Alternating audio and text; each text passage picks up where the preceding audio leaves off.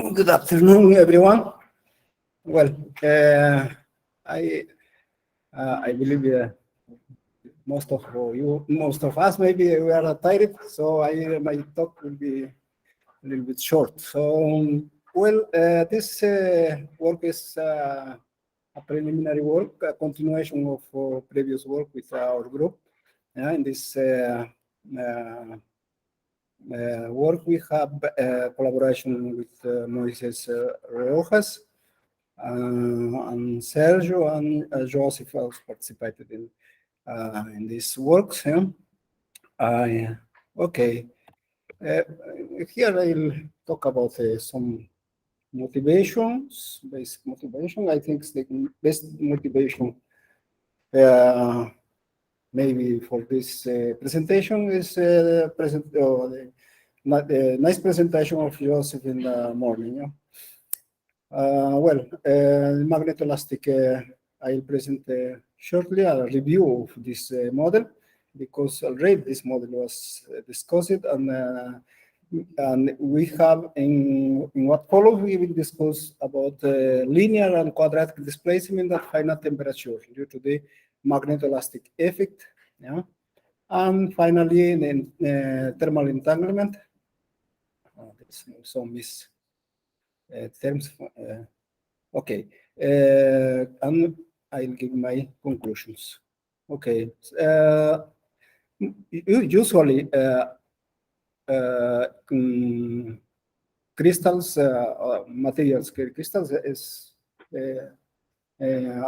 have atomic vibration, and this can, of course, influence in magnetic properties.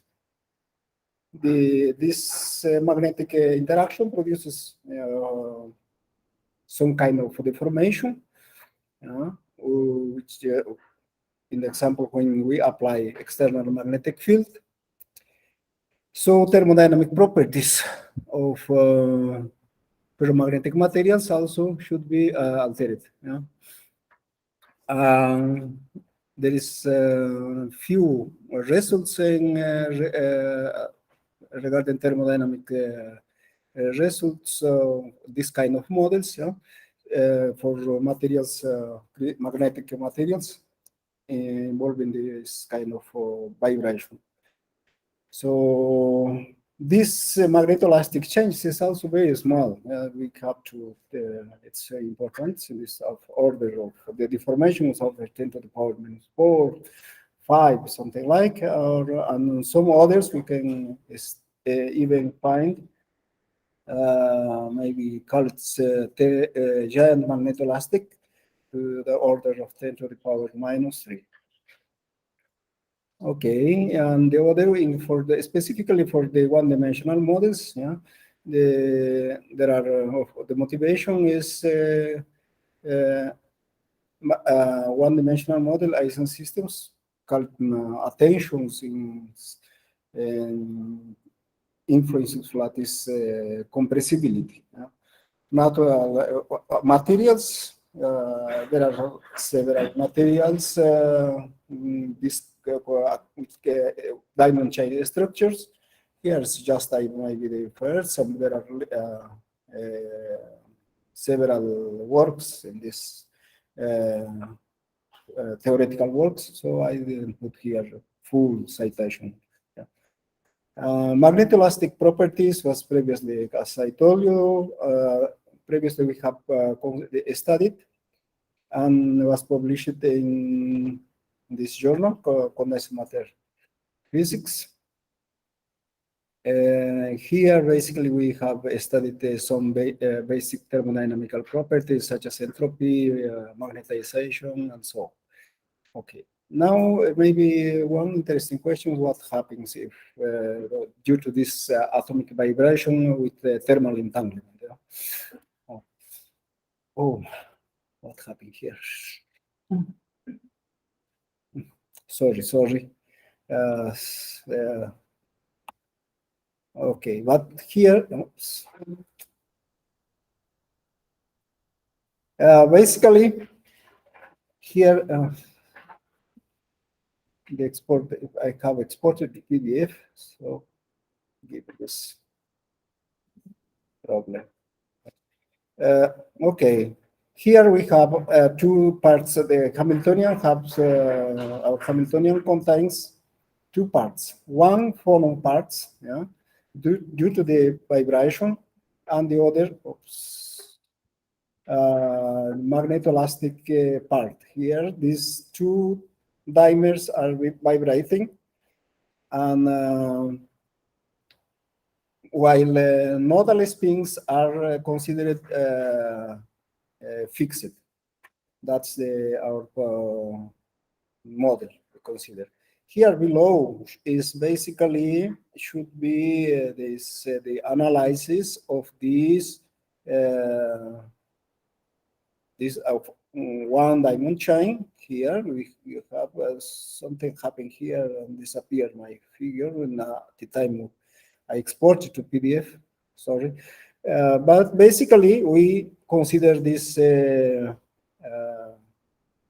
vibration, and here appears YA. This means YA, the displacement for equilibrium position, some small change in vertical axis for particle A, and similarly occurs for particle B. Yeah. In horizontal, this angle is theta. This one also we consider theta. So this we consider these systems have two type of normal modes. Okay. Well, this is the magnetoelastic part of the Hamiltonian. So here we have the XXZ dimmer parts. Here is corresponding to the exchange interaction in XY component, and here we have XZ component. And last, or this term includes the, or here we consider the magnetic field acting on particles or Heisenberg dimer. And this is the term that connects these terms, the dimers, with nodal spins. These terms and with these terms. This is the Ising spins. This corresponds to the Ising spins, the nodal spins magnetization. Here, so we have two type of magnetic magnetic field, but here we consider just for our purpose, for our study, we will consider just H, or the index H and H index Y as equals. Well, what we have to do to analyze is these terms we need to diagonalize. This is, of course, just the dimer, and there is an interesting thing also. We have the dependence of J or the sides. For each sides, we have different J's. You know? But these terms includes all these parameters here. This is the fixed for Jx correspond to fixed exchange interaction. If kappa, this is the linear expansion, magnetoelastic expansion. If kappa is 0, we recover the standard Heisenberg dimmer. Similarly, for Z component, if kappa is equal 0, we also recover the standard XXZ. A and B, that corresponds to the exchange interaction between Heisenberg spins and nodal spins. Also, we have a linear expansion here, and these terms are usually should be considered very small amount, these quantities. Yeah? And in practice, we will consider, in the example for to discuss our result, we will consider kappa neta as equal. Well, after diagonalizing, we have these results. This is the result for the linear, let's say linear or zeroth order. Yeah? And here we have this mu corresponds to this sum of nodal spins in between nearest sides. That means J and J plus 1. Just define it as mu J. Similarly, we have in all these places dependence of mu. So these terms depends of mu, and also this the second or the linear term in K. The K means the canonical coordinates, the displacement. And here we also this term, the first term depends of mu, but the second and third terms is independent. And the last one also depends of mu. That is well. So after we diagonalize these terms, we have this the expression are all in diagonal terms. Then what we have to do is we have to do several or algebraic manipulation in order to eliminate this term. Some transformation, canonical transformation. I will not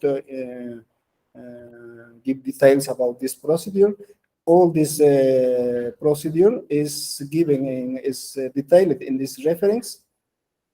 One thing interesting is, sorry, here, no, it's okay. Since all magnetoelastic terms with two sides or Y and J in the example, this is commute. So this helps to solve our problem, and we can find the partition function as a product of partition function for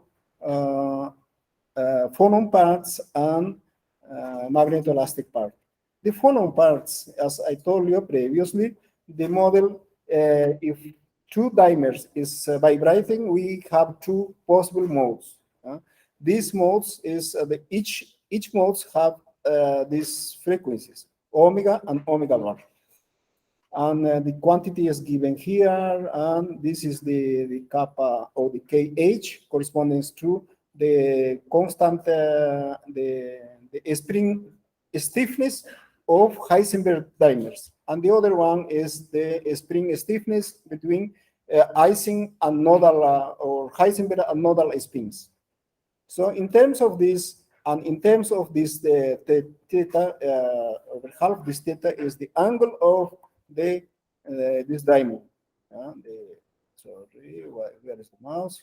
Here, this angle. So this angle in principle should be large, it's not small.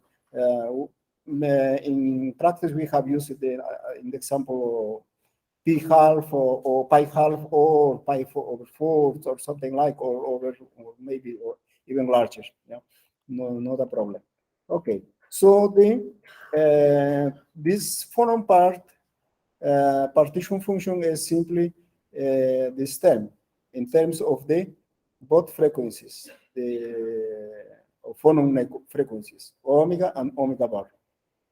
So this is the we can these parts we already have, and now we have to find also this other part. But as I told you, these details about these results is already given in this reference, so I will not go in details in this presentation, but here I can give you some very some summary of these results. So the transfer matrix reduces to 2 by 2, which whose structure is this, and the W is given by these expressions. Who is this expression here? Yeah, E. Oh, sorry. Oh my gosh.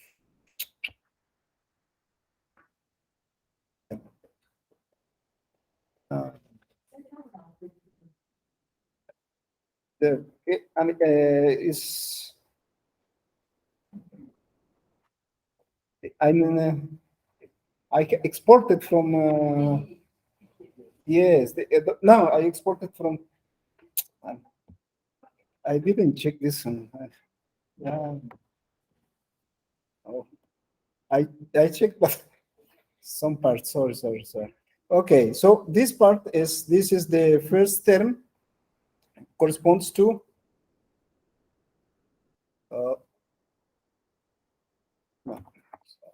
This part corresponds to these two regions, and the other one corresponds to this other, the second term. So in our Hamiltonian appears first the green and blue and green region, the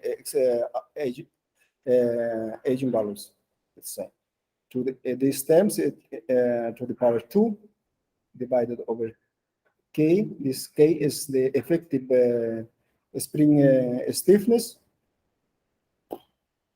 So the eigenvalues of these terms is simply given by this expression, and we can express the partition functions as a sum of both eigenvalues in thermodynamic limits. Of course, we have just one of them.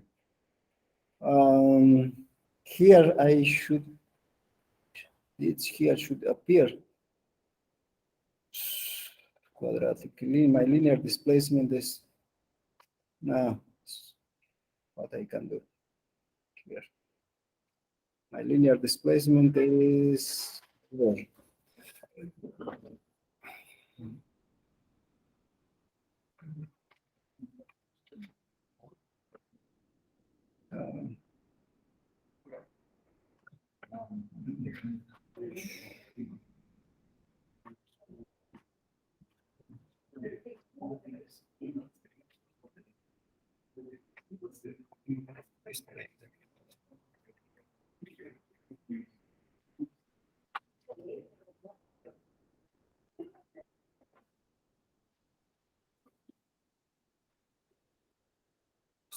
Oh, sorry, here it is my display, the displacement disappear in my presentation. This page I try to do just to, with no animation, but something happened. Okay, this is the quadratic part, but just as I told you in the introduction in the example, this is already the quadratic part. Displacement. The linear displacement is should here appears of order to the 10 to the power -3, but disappeared. Sorry. Okay, the quadratic displacement is these terms. Here I have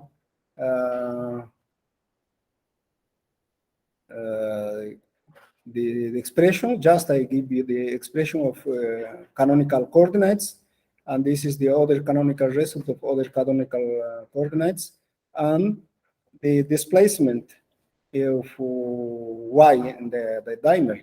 Here I just consider it yi, and a and yb also is equivalent because it's the average. So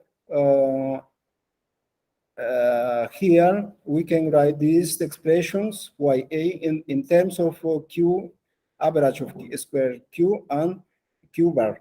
This is the for each canonical coordinates.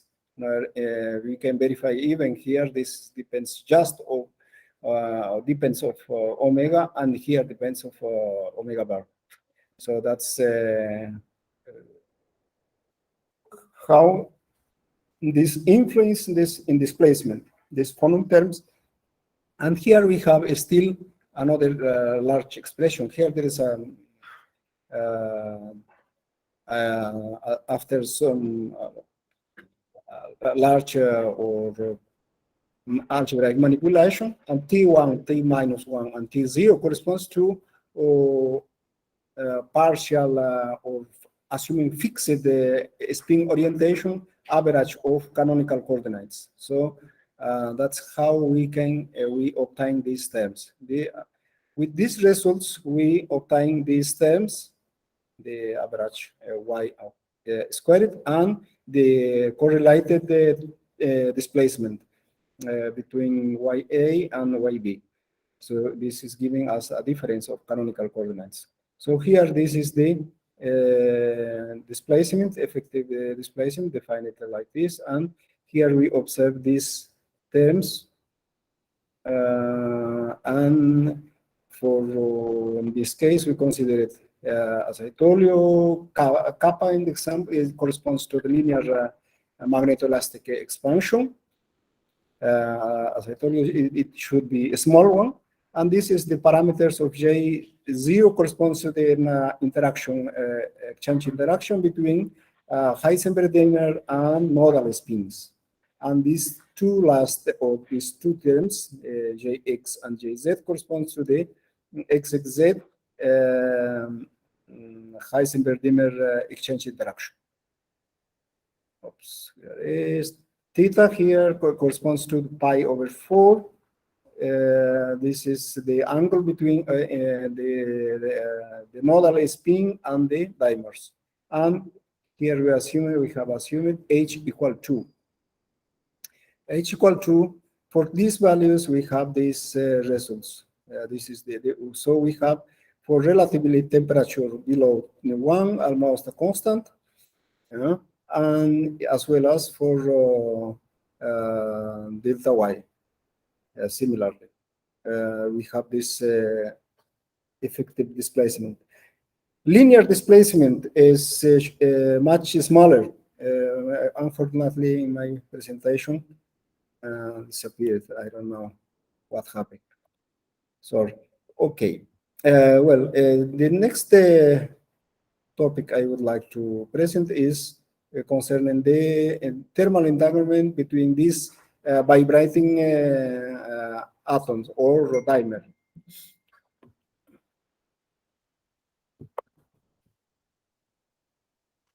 So we use in order to calculate concurrence, we use the article proposed by Waters, this reference, and R is defined as this term, as its expressions, and the eigenvalues of this matrix R is lambda 1 and 2 and 3, 4 eigenvalues. 1 and 2 have this structure, the root square of this, the first two eigenvalues have these structures, while the structure of 3 and lambda 4 and lambda 3 have this another structure.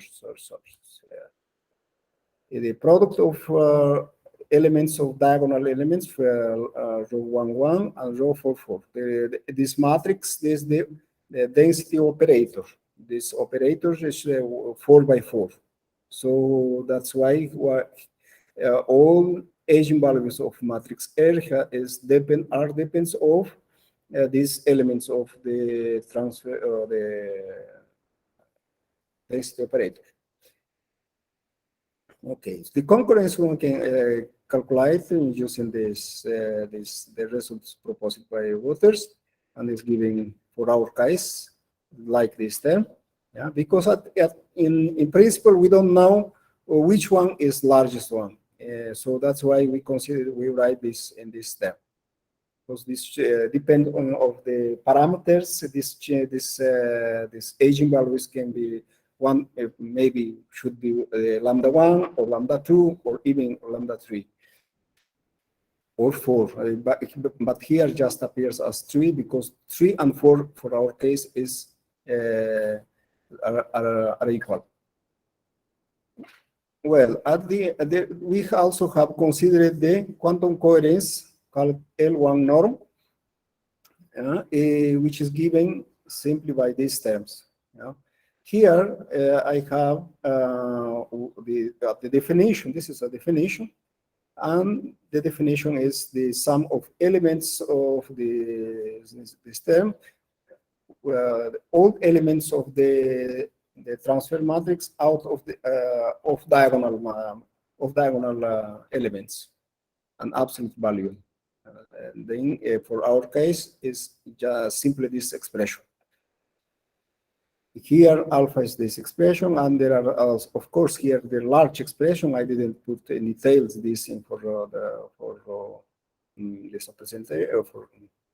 in my presentation, but this depends of the parameters of course the Hamiltonian, and is large expression, and I guess it's not our intention to present here. Well, here I have presented in the logarithmic scale temperature. Sorry, logarithmic scale. A temperature is given in logarithmic scale, and vertical axis corresponds to the coherence L1 norm and concurrence. As we can see, and here for figure A, kappa is once again, we consider it 0.5, theta we consider it as pi over half or over 2, and J0 minus 1, and so on. H is considered 1.8, the 1.9, sorry. So we have this structure of concurrence. What we can observe here. This is the rigid limit here. H corresponds to the model is rigid. I started here for KH25. This means the spring stiffening is small, and then go to 100,000 and 100,000, and then to rigid limit. In all these terms in the region for roughly around maybe 0.1 temperature, both quantities are basically equivalent, at least visually. You know? We don't distinguish between the solid line and dashed line, the same pole. You know? Blue, blue, or black, black, red, red. Yeah. So, but here after for larger than 0.1, roughly we have the difference. Here, this curve corresponds to concurrence, and concurrence suddenly disappears a little bit below 1, while the coherence norm L1 still decreases slowly. Why this difference? Because this is coherence normal L1 includes non-entangled correlations. You know? Basically, that's the difference. But in low temperature, this means there is almost no non-entangled correlation. Basically, because they coincides in low temperature. Here, this is another different, a little bit different plots. Here we consider around the phase transition, basically. So here we observe a different, like I am increasing KH, and here in the example is maximal entanglement. Here also is almost maximal entanglement. And suddenly, when I increase the KH, this the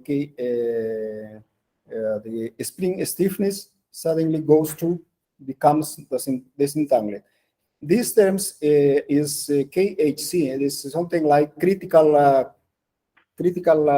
spring stiffness.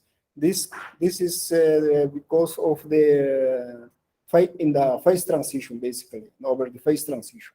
That's why we have different behavior here.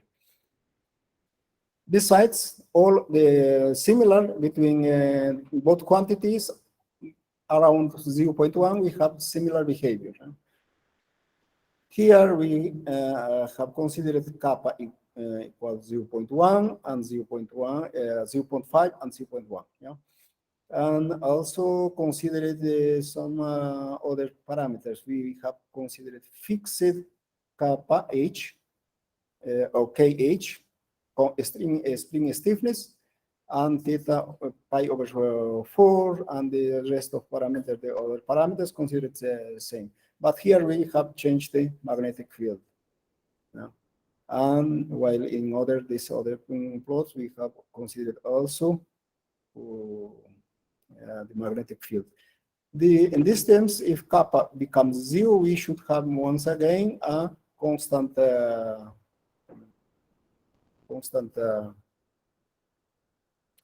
concurrence in the example, or coherence normal L1.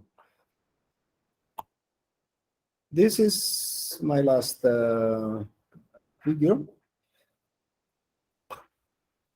Here we consider in the same quantities, concurrence are described by solid line, and dashed line corresponds to coherence norm L1 for different set of temperatures. Here as show for temperature 0.01 and so until temperature 0.75 as a function of magnetic field. Well, here we can observe the curves is basically not so coherent, but as soon as the temperature or the magnetic field increase, we have also both curves coincides. In the example, if we observe these red curves, it coincides to a very low magnetic field.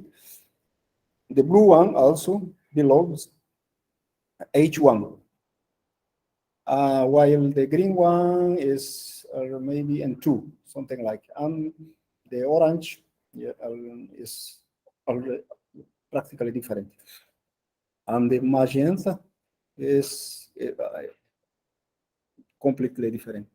Similar plots we have here for another parameter. What we have changed in this all four plots is basically the JZ exchange parameter. The first is for age minus 0.9, minus 0.99, minus 1, and minus 1.1.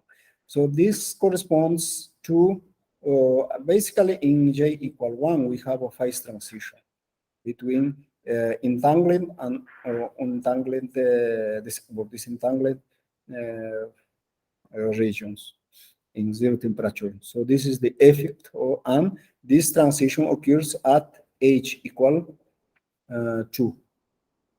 That's why we have here this sudden or changes. Okay, here I give my conclusion. We have considered the diamond chain, the dimer as vibrating, and nodal spin is fixed. So we explored the linear displacement and quadratic displacement effects, how this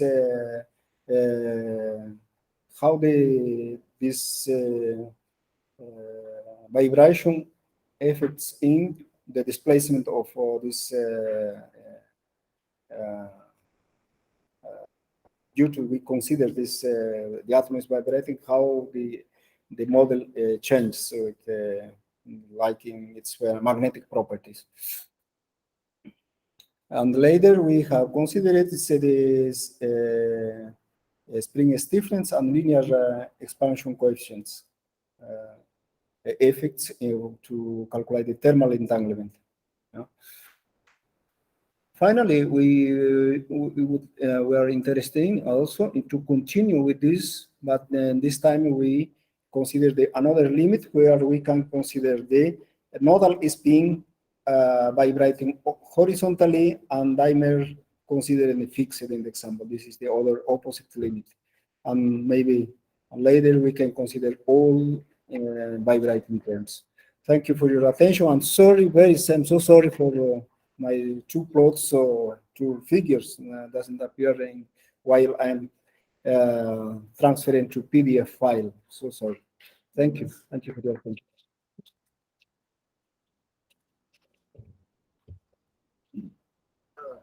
We see if we have some questions.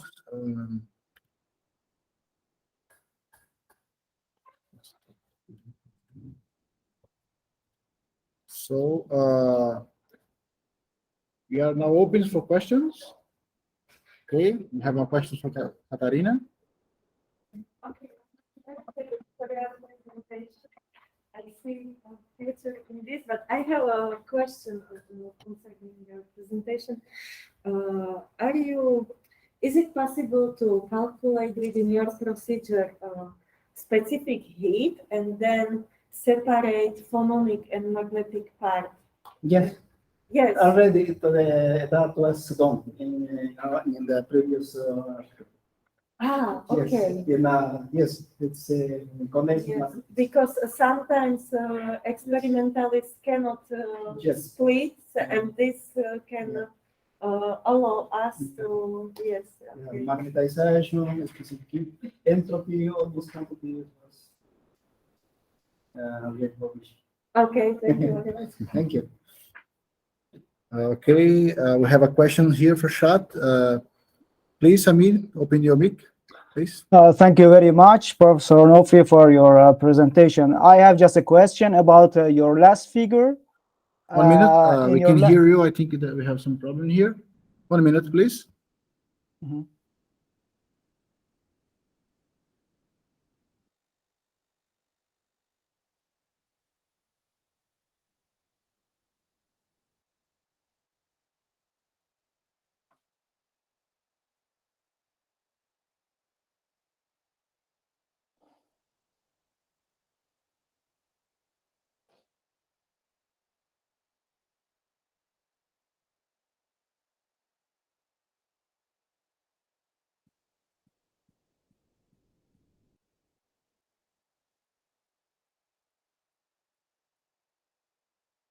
One minute, please. Okay, okay.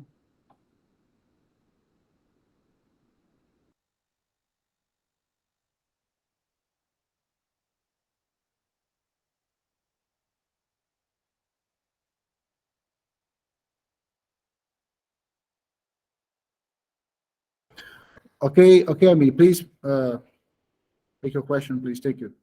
Okay, thank you very much for your presentation. My question is about the last figure. What is the idea of considering theta, angle theta, equal to pi over 2? Is it possible to consider an arbitrary angle, or just you consider this special fixed value for the theta? No, it's just that we have considered choose pi over 4 or pi over 2. We can consider another terms also. It's not a special parameter. But change is very small. This angle, the change is not so strong. But these values we have considered just for we have choose like let's say by maybe for because it's more known the angle, something like that, most randomly, but because of it's maybe more common, just that. So you mean considering different values for the theta may change the entanglement between the dimer, Heisenberg dimer, yes? Yes.